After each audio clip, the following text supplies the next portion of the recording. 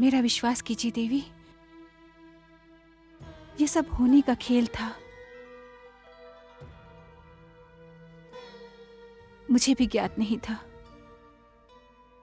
कि मेरा रक्षक कौन था। वे भी नहीं जानते थे कि मैं कौन हूं। और आप ही ने तो स्वयं कहा कि अपनी मर्यादा की रक्षा करने वाले के चरणों में अपना हृदय हार जाना मेरे लिए सौभाग्य था। मैं आपकी जीवन भर दासी बनकर रहूंगी। सुभद्रा,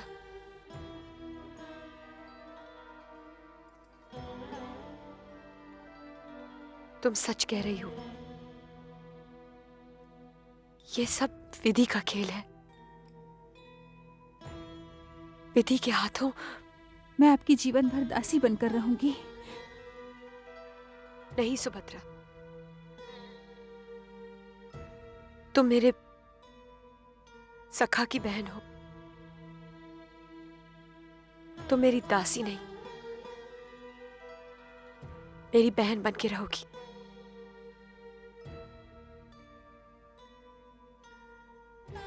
सुनो, इनका श्रृंगार करो।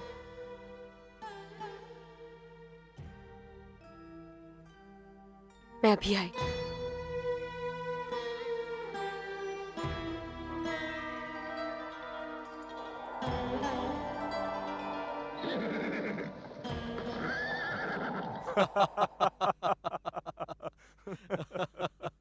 सच विदुर, सुभद्रा के अपहरण का समाचार सुनकर मुझे बहुत चिंता हो गई थी। मुझे भय था कि कहीं इसके कारण हस्तिनापुर और यादवों के बीच युद्ध न छिड़ जाए। हाँ ताच्छरी, ये पहला अपहरण है जिसका अंत सुखद हुआ। नहीं तो अपहरण केवल दुखद घटनाओं को जन्म देता है।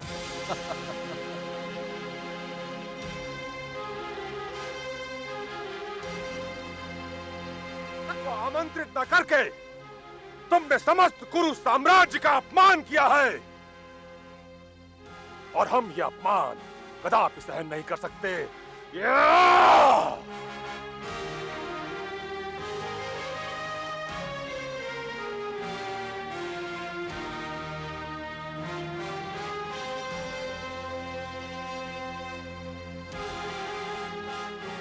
क्या हुआ ताच्छरी? हाँ? नहीं नहीं, कुछ नहीं।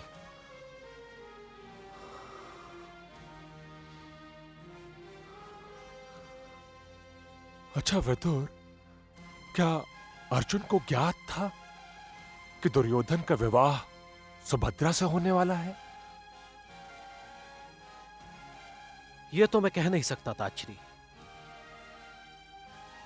परंतु यह किसी से नहीं छुपा कि सुभद्रा और दुर्योधन का विवाह गांधार राज शकुनी के मस्तिष्क की उपज थी।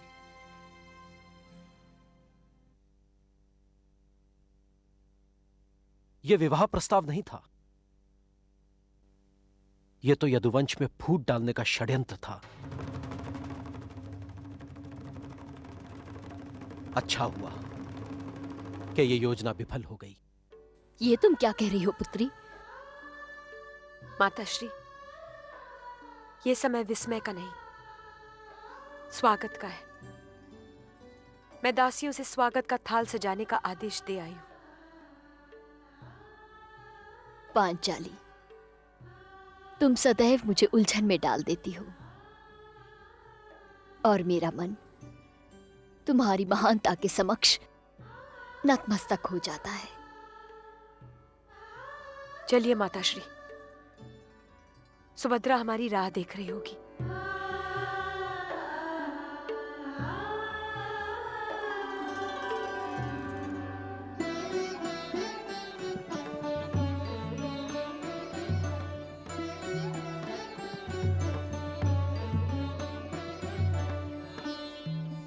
अखंड सौभाग्यवती भव।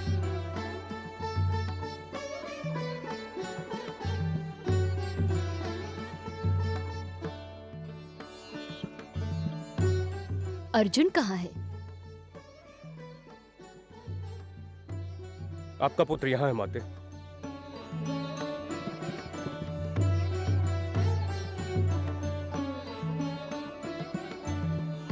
प्रणाम माते। चिरंजीवी भव पुत्र।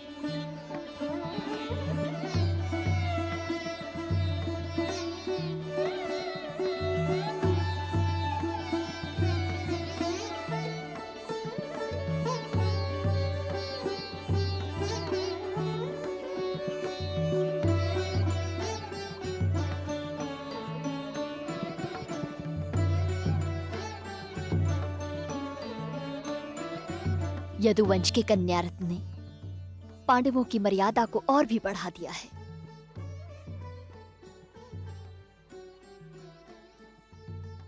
मैं तुम्हारे राजकीय स्वागत की व्यवस्था करती हूँ पुत्री। चलो।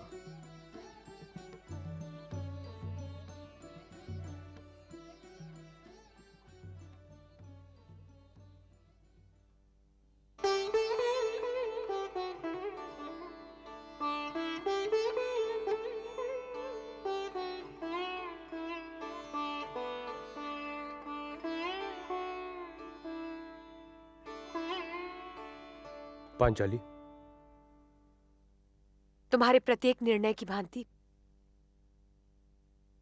मैंने सुभद्रा को भी स्वीकार कर लिया।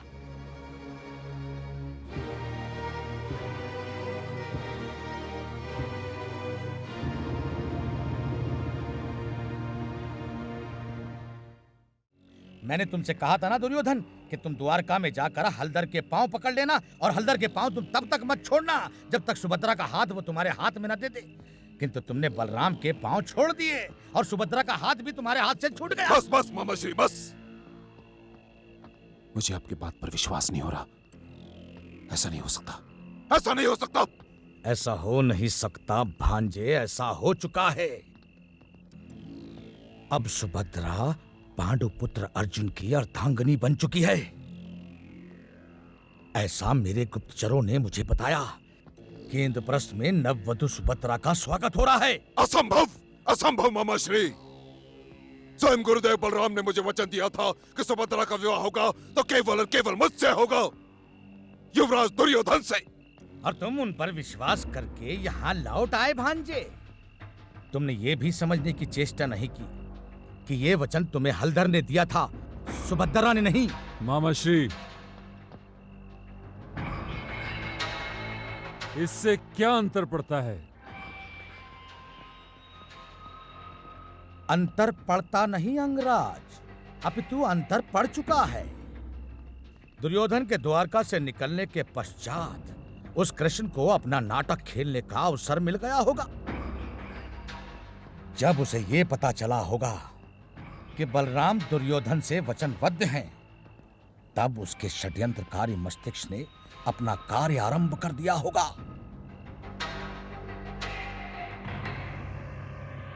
यदि तुम वहीं रहते ना भांजे, तो उसे खेल खेलने का अवसर कदापि नहीं मिलता।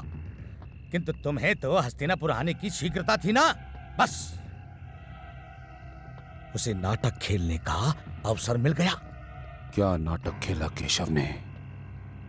उसने अर्जुन द्वारा सुभद्रा का अपहरण करवा दिया। अपहरण? अपहरण? हाँ, निश्चित ही इसमें सुभद्रा की भी इच्छा रही होगी। देखा मित्र, देखा तुमने।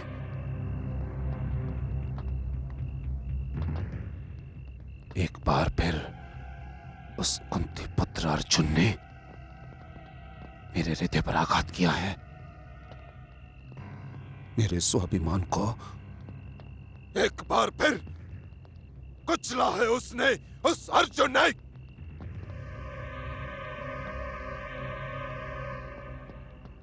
जितने आघात तुम्हारे हृदय पर हुए हैं, तुम्हारे स्वाभिमान को जितना कुचला गया है, वो मैंने सब अपने हृदय में समेट लिए हैं मित्र। मैं उन्हें गिन भी रहा हूं। उन्हें संभाल भी रहा हूं।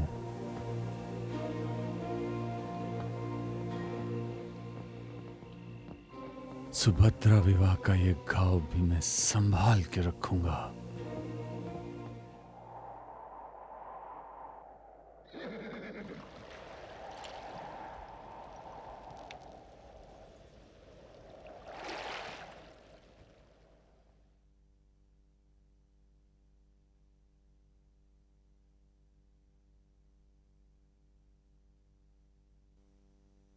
दाऊ, मुझे क्षमा कर दीजिए। नहीं सुभद्रा, तुमने दाऊ के हृदय को चोट पहुंचाई है। तुम्हें इतनी सरलता से क्षमा नहीं मिलेगी। मैं दुर्योधन से विवाह नहीं करना चाहती थी।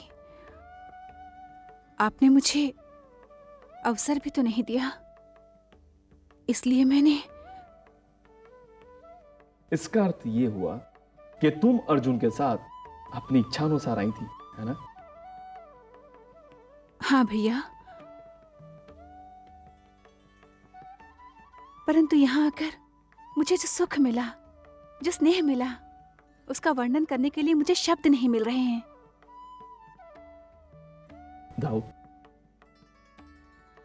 तब तो सुभद्रा को क्षमा कर देनी चाहिए, क्योंकि एक भाई अपनी बहन के सुख के अतिरिक्त और चाहता भी क्या है। सुभद्रा को क्षमा कर दीजिए दाऊ।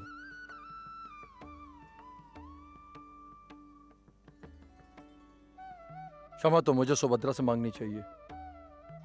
मैंने उसके विवाह के लिए उसकी ही इच्छा जानने की चेष्टा नहीं की। मैंने सोचा मैं जो करूंगा उसी में सुभद्रा का सुख है। कभी कभी बड़ों से भी भूल होती है। वे अपने छोटों को अवश्य कुछ देना चाहते हैं, किंतु छोटों से पूछना ही भूल जाते हैं कि उन्हें जो कुछ भी दिया जा रहा है उसकी उनको आवश्यकता है अथवा नहीं।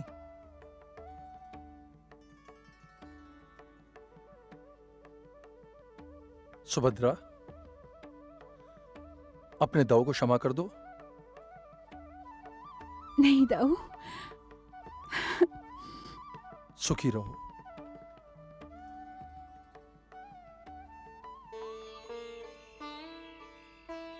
स्वामी,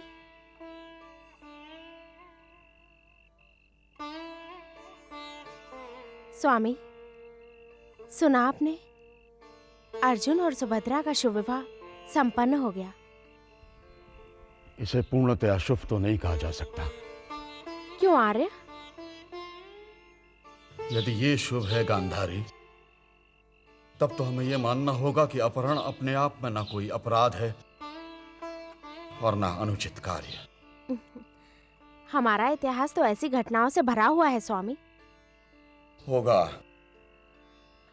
परंतु हमें समझ में नहीं आता गांधारी की अर्जुन को हमारे पुत्र दुर्योधन से क्या बैर है। उसे ज्ञात था कि हमारा पुत्र दुर्योधन सुभद्रा से विवाह का इच्छुक है। उसे ज्ञात था गांधारी, फिर भी उसने उसका अपहरण करके विवाह की ठान ली। आपको क्या लगता है स्वामी, बलराम और केशव की सहमति के बिना ये सब संभव हो पाता? हम समझे नहीं देवी। यदि अर्जुन ने सुभद्रा का अपहरण किया था तो इसमें केवल सुभद्रा की नहीं, केशव की भी सहमति अवश्य होगी। चाहे जो भी हो स्वामी, मेरे लिए तो ये समाचार अति प्रसन्नता का है। इससे हमारे हस्तिनापुर की शक्ति और अधिक बढ़ गई। यदुवंशी पहले हमारे मित्र थे, अब तो संबंधी भी हो गए। ईश्वर करे ऐसा ही हो देवी, परंतु अभी तो लगता है कि इंद्रप्रस्थ की शक्ति बढ़ी है। सुना है स्वामी, कुंती पुत्रों ने बड़ी ही सुंदर नगरी बसाई है। जो भी वहां से आता है वही के गुणगान करता है। मेरा भी मन करता है कि इंद्रप्रस्थ जाऊं। गांधारी, तुम भी कभी कभी बड़ी भोली भाली बातें करती हो। क्यों आ रहे? हम इंद्रप्रस्थ चले भी जाएं तो क्या लाभ होगा? वो नगरी कितनी भी सुंदर क्यों न हो, ये ना तो हम देख पाएंगे ना तुम गांधारी। देख नहीं पाएंगे तो क्या हुआ स्वामी, हम किसी सुंदर स्थान पर हैं। ये विचार अपने आप में कितना सुंदर है। और मेरी कुंती, यदि वो खांडव में भी है तो मेरे लिए वो स्थान राजमहल से कम नहीं। हम वहां अवश्य जाएंगे। अवश्य, परंतु अभी तक हमें कोई न्योता नहीं मिला।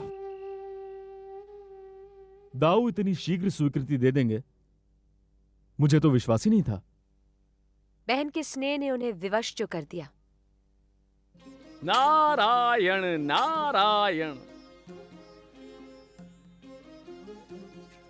नारायण नारायण नारायण नारायण। प्रणाम वासुदेव। प्रणाम देवर्षि।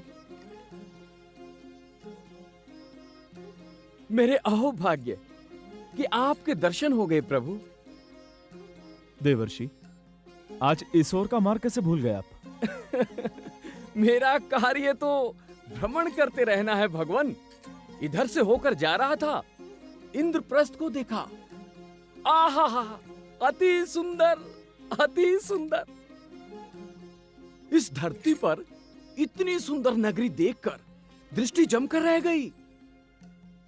सोचा युवराज युधिष्ठिर को बधाई देता चलूं। नारायण नारायण।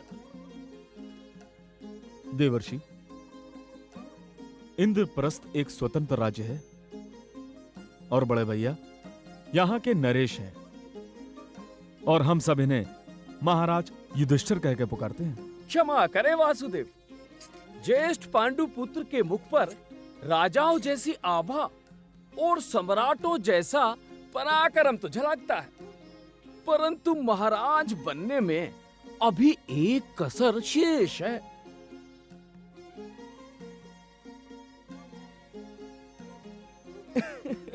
महाराज बनने के लिए इन्हें राजसूय यज्ञ करना होगा। जब तक क्षेत्र के सब राज्य इंद्रप्रस्थ की शक्ति के सम्मुख सिर ना झुका दें, तब तक सम्राट की उपाधि इन्हें शोभा नहीं देगी। नारायण नारायण नारायण नारायण नारायण नारायण।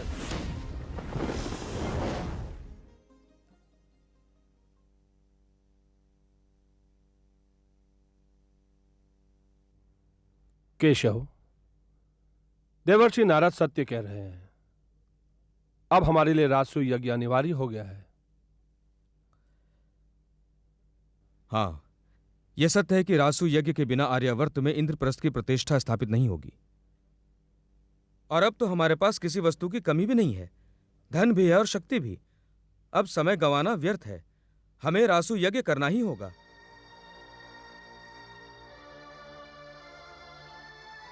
भैया, मैं भी देवर्षि की बात से सहमत हूं, किंतु इतनी बड़ी बात सुनने के बाद भी केशव चुप है, और उनका मौन इस बात का संकेत दे रहा है कि राजसूय यज्ञ के मार्ग में कोई बाधा अवश्य है।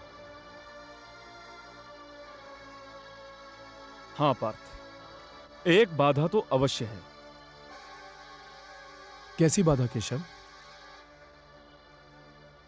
मगध नरेश। मगध नरेश जरासंध? हाँ बड़े भैया, मगध नरेश जरासंध, वो भी राजसूय यज्ञ करना चाहता है, और जहां तक मैं जानता हूं वो अत्यंत शक्तिशाली है। तो क्या वो भ्राता भीम और भ्राता अर्जुन से भी अधिक शक्तिशाली है? मैं उसकी व्यक्तिगत शक्ति की बात नहीं कर रहा हूं, मैं उसकी सेना की शक्ति की बात कर रहा हूं। परंतु केशव, सेना तो हमारे पास भी है।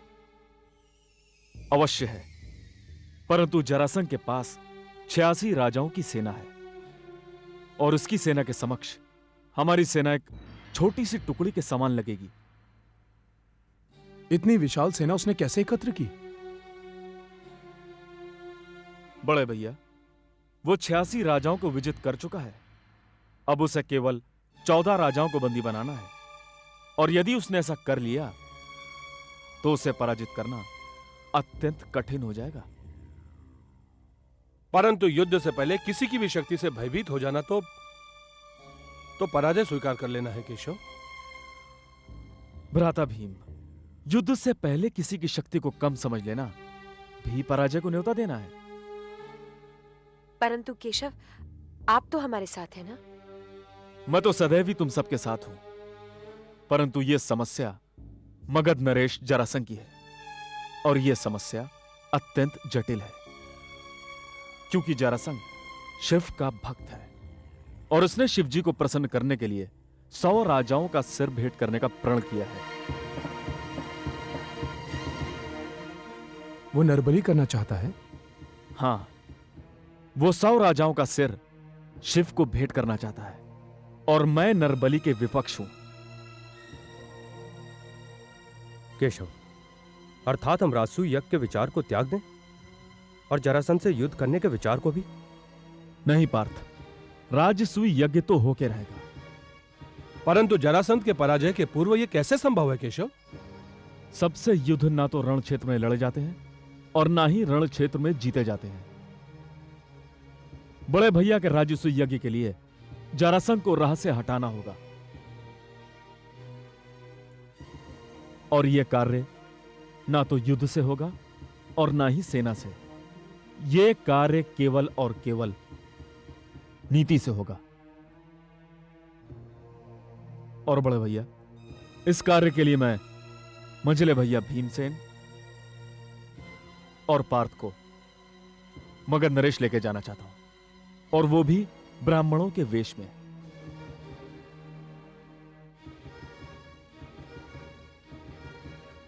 हम कल प्रातः ही मगध की ओर प्रस्थान करेंगे।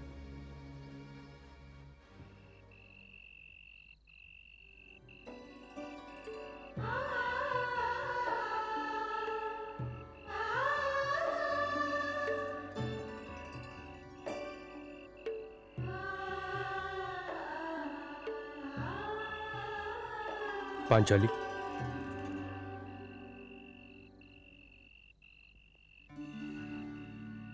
तुम ठीक तो हो?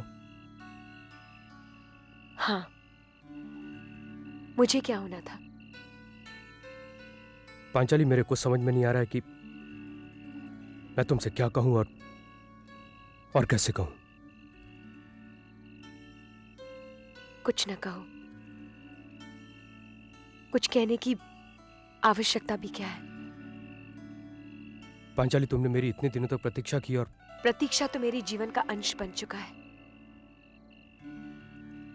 अपलक राह तकते रहना, बीतते क्षण और पल गिनते रहना, हर पल इस आशा में बिताना कि अगला पल मेरे पार्थ का कोई सुखद संदेश लेकर आएगा। अब तो ये सब मेरे जीवन का दूसरा नाम बन चुका है। किंतु पांचाली, अब तुम्हारा पार्थ तुम्हारी प्रतीक्षा का अंत करने आ चुका है। तुम नहीं कर पाओगे पार्थ मेरी प्रतीक्षा का अंत। किंतु क्यों? क्योंकि अब तुम्हारी प्रतीक्षा में मैं अकेली नहीं हूं। अब इस पर भी मेरा एकाधिकार नहीं है, क्योंकि अब सुभद्रा भी इसमें मेरी भागीदार बन चुकी है। किंतु पांचाली, मुझे प्रतीक्षा का अभ्यास हो चुका है। मैं तुमसे दूर रहकर जीना सीख चुकी हूं। परंतु सुभद्रा, वो इन सब बातों से अपरिचित है। उसके जीवन में प्रतीक्षा का विष मत घोलो, उससे पीड़ा मत दो। सुनो पांचाली, सुभद्रा का मेरे जीवन में आना एक आकस्मिक घटना थी, और इस घटना के लिए मैं तत्पर नहीं था। किंतु केशव ने... मैं जानती हूं, सब जानती हूं, और मुझे यह भी ज्ञात है कि यदि सुभद्रा तुम्हारे ही क्यों हमारे जीवन में आई है, तो भविष्य का कोई संकेत लेकर आई होगी। और यदि ऐसा न होता तो मैं स्थितियों के साथ इतनी सरलता से समझौता नहीं करती। परंतु पार्थ, तुम्हें कल प्रातः सखा के साथ मगध जाना होगा। मैं तुमसे आग्रह करती हूं कि तुम सुभद्रा के पास चले जाओ। वो तुम्हारी राह देख रही होगी।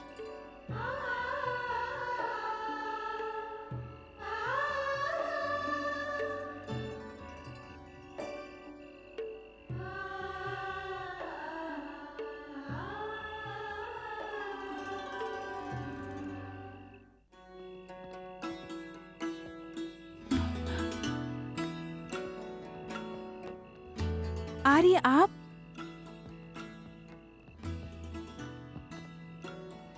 आर्य, आपको दीदी के साथ ऐसा न्याय नहीं करना चाहिए। उन्होंने आपकी प्रतीक्षा के लिए बहुत समय बिताया है। उन्हें प्रतीक्षा में छोड़ के आपको मेरे पास नहीं आना चाहिए था।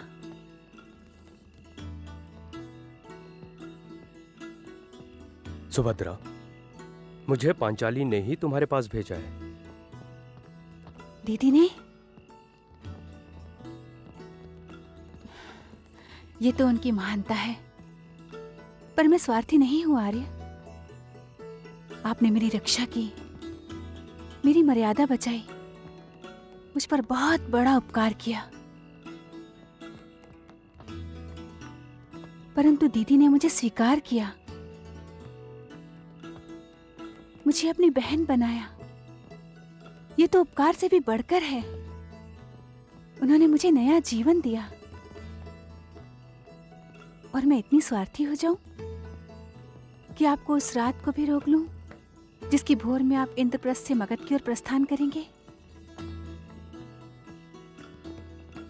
नहीं आर्य, आपको दीदी के पास जाना ही होगा। मेरी आपसे भेंट आपके मगध से लौटने के पश्चात होगी। आर्य, मेरी आपसे विनती है, आप दीदी के पास चले जाइए।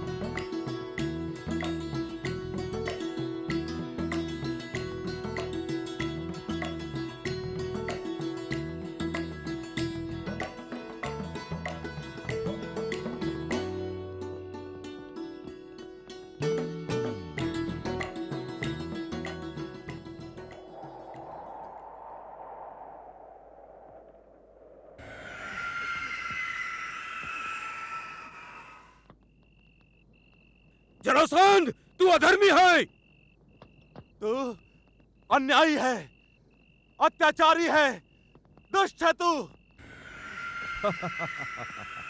तेरे पापों का घड़ा भर चुका है, तेरा अंत समीप आ चुका है।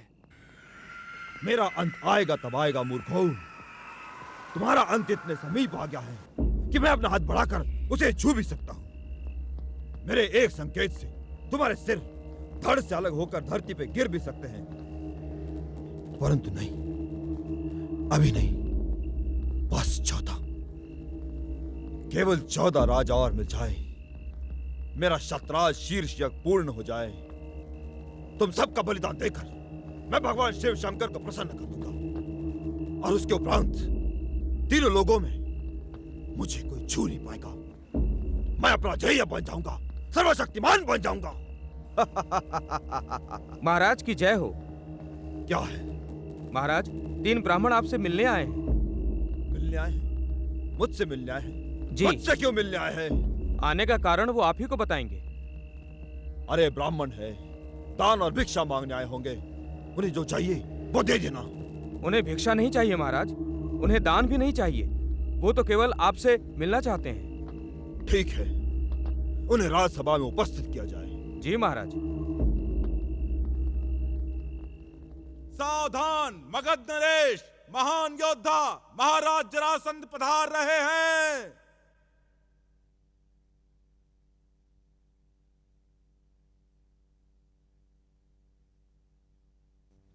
क्यों ब्राह्मणों, अपना घर देश छोड़कर मगध आने का कष्ट क्यों किया आप लोगों ने? देखने में तो निर्धन नहीं दिखाई देते आप लोग। फिर भी मांगिए, क्या चाहिए तुम्हें? गजधन, बाजधन, गोधन या रतन धन, बोलो क्या चाहिए तुम्हें? मगध नरेश, हमें इनमें से कुछ भी नहीं चाहिए। तो फिर मगधराज का अमूल्य समय क्यों नष्ट कर रहे हो? बोलो क्या चाहिए? हम केवल इतना चाहते हैं कि शत्राश्रिव यज्ञ में आपने जिन भी राजाओं को बंदी बनाया है उन्हें मुक्त कर दीजिए। क्या? ब्राह्मण तो यज्ञ का विरोध नहीं करते, फिर आप कैसे ब्राह्मण हैं जो यज्ञ का विरोध कर रहे हैं? क्या आपकी मति मारी गई है? मगध नरेश, आपने अभी तक हमारी बात ठीक तरह से सुनी नहीं। क्या कुछ और भी सुनना शेष है? मगध नरेश, हम ये भी चाहते हैं कि आप अधर्म, असत्य और अन्याय का मार्ग छोड़ दें। और इतना ही नहीं, नर बलि का विचार भी अपने मन से निकाल दें। मैंने आज तक किसी ब्राह्मण को कष्ट नहीं पहुंचाया। मुझे ब्राह्मण वध के पाप से बचाओ ब्राह्मणों। चले जाओ यहां से। मगध नरेश, हमें आपकी चुनौती स्वीकार है। चुनौती? कैसी चुनौती? मैंने तो तुम्हें कोई चुनौती नहीं दी। अभी तो स्वयं आपने कहा कि हम लोग यहां से चले जाएं, अन्यथा आप हमारा वध कर देंगे। मुझे अब भी ब्राह्मणों के वध के महापाप से संकोच हो रहा है। मैं तुम्हें और एक अवसर प्रदान करना चाहता हूं। आज की रात्रि तुम मेरे अतिथि बनकर रहो। भोर तक यदि ईश्वर ने तुम्हें सद्बुद्धि दी तो मगध की सीमा चुपचाप पार करके चले जाना। तुम्हें कोई क्षति नहीं होगी। और यदि भोर के उपरांत तुम अतिथि गृह में पाए गए तो इसका परिणाम भी जान लो। मैं तुम तीनों को चुन चुन कर मारूंगा। ठीक है मगध नरेश, कल प्रातः आपसे भेंट होगी।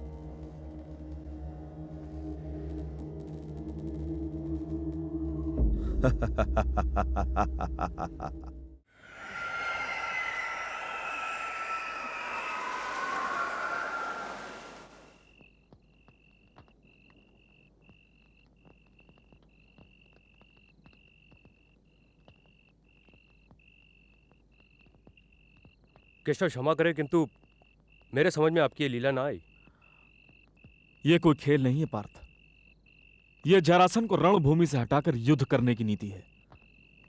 क्योंकि मैं जरासन की शक्ति को उसकी सेना की शक्ति से घटाना चाहता हूं। केशव, क्षमा करें। जरासंध का शरीर देखने में बड़ा अवश्य है, परंतु मुझे तो वो तनिक भी शक्तिशाली नहीं लगा। अब मुझे अपनी शक्ति पर घमंड नहीं है, अपितु विश्वास है। जरासंध मेरे सामने अधिक देर तक टिक नहीं सकता। मंजले भैया, ये आप इसलिए कह रहे हैं क्योंकि ना तो आप जरासंध को जानते हैं और ना ही उसकी शक्ति को। क्योंकि जो वो दिखता है वो है नहीं, और जो वो है वो दिखता नहीं। किंतु कौन है वो? वैसे तो वो संतान क्षत्रिय की है, किंतु उसके कर्म राक्षसों जैसे हैं। वो मेरे मामा कंस के चरित्र का प्रतिबिंब है। वो मेरे मामा कंस का ससुर है।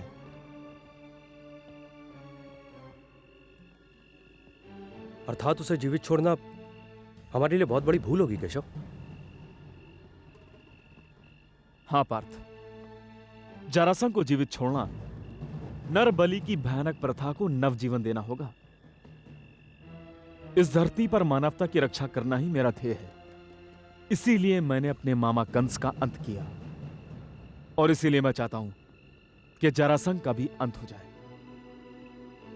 मंजले भैया, इस अन्याय और अत्याचार के विरुद्ध मैंने केवल आपको अपने सहयोगी के रूप में चुना है,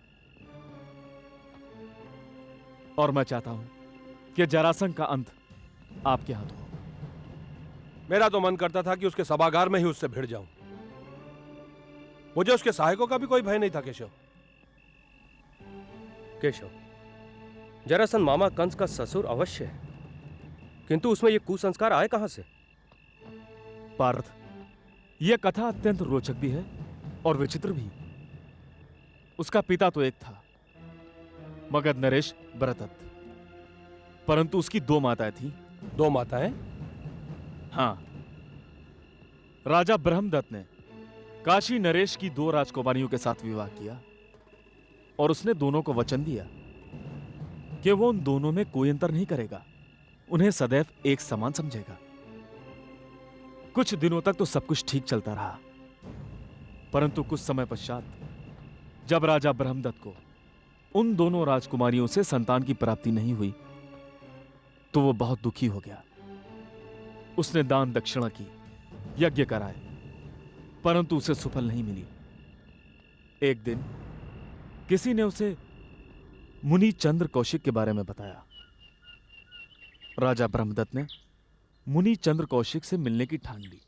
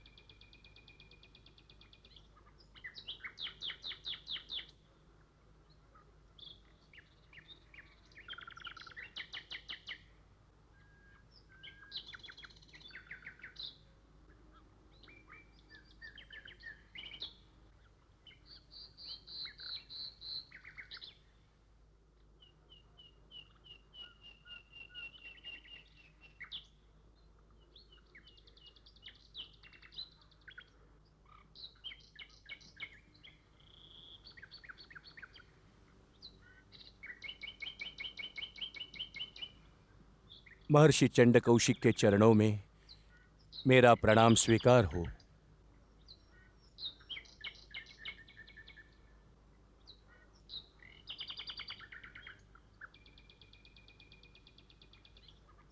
मगधराज वेदरथ, हाँ, मेरा उद्धार कीजिए, मेरा उद्धार कीजिए।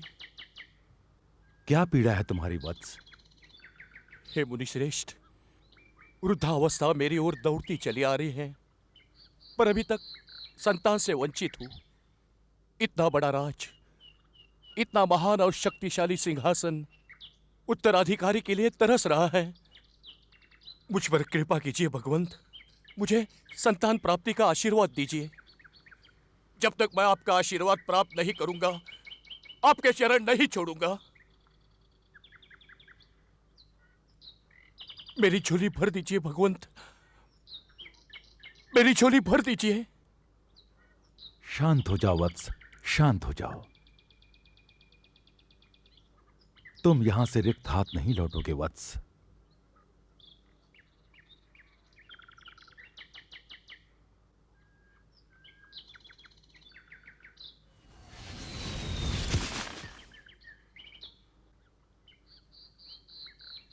लो, इसे अपनी धर्मपत्नी को खिलाओ। हाँ। ईश्वर की कृपा से तुम्हें संतान की प्राप्ति अवश्य होगी वत्स। हाँ। धन्यवाद ऋषिवर, आपको कोटि कोटि धन्यवाद। मुझे पूर्ण विश्वास है कि मगध को उत्तराधिकारी और मेरे परिवार को कुल दीपक अवश्य प्राप्त होगा। जय हो मुनिवर, आपकी जय हो। इच्छा पूर्ण हो वत्स। महारानी, महारानी। स्वामी, आपकी ऋषि चंद्र कौशिक से भेंट हुई? हाँ हुई। उन्होंने संतान का आशीष दिया है आपको?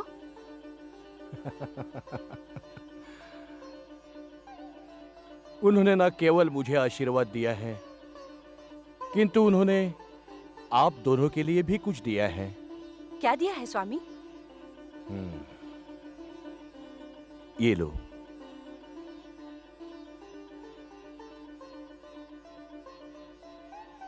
किंतु ये तो एक ही है स्वामी।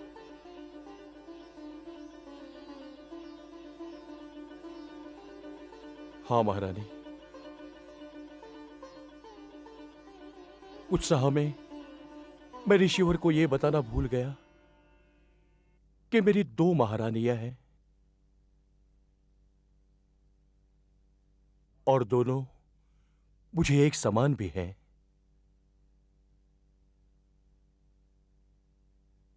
परंतु स्वामी,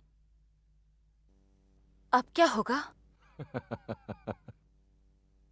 क्या होगा महारानी? इतने महान ऋषि का दिया हुआ ये प्रसाद है, इसका छोटा सा अंश भी कोई खा ले तो उसकी मनोकामना पूरी हो जाएगी। हाँ, ये फल आधा आप ग्रहण करेगी और आधा आप दोनों इसे स्वीकार कीजिए।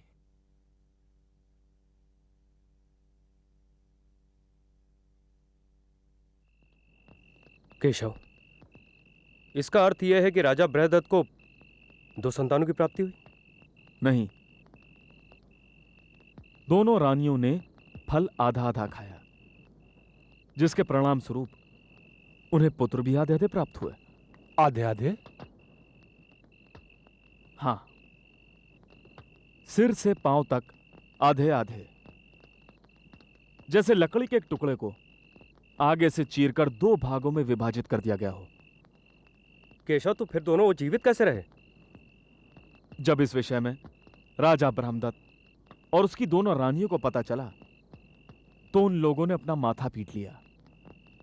राजा ब्रह्मदत्त ने अपनी दासी से कहा कि वो उन दोनों को वन में छोड़ाए।